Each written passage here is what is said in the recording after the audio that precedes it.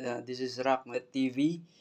Ngayon ay magla-lot sale tayo. Ibebenta ko na po lahat ng personal collections ko. Lahat po yan. Ayan, check nyo po.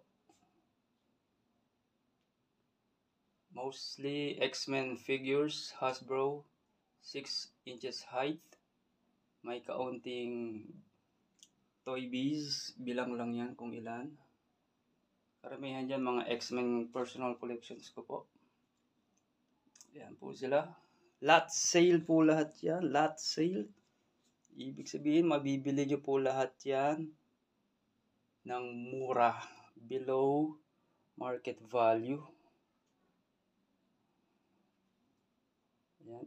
Isang benta na lang po yan. Kung isang tao lang ang bibili, usap tayo. Kung marami kayo, mag-usap kayo at isa lang sa inyo yung kakausapin ko para hindi tayo magulo. Mura lang po yan. Pwede nyong i-resell yan. Lot sale kasama yan. Dalawa yan. At iyan. Ito po, libre na yan. CNC part ng Batman. May mga ililibre din ako sa inyo rito. Ito, libre na yan. Hindi kasama yan sa bilang ko.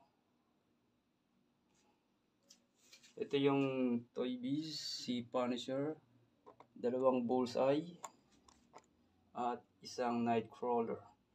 So, lahat po yan, maliban sa mga nabanggit, ay Hasbro 6 inches height.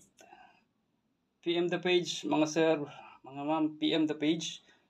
62 pieces po yan.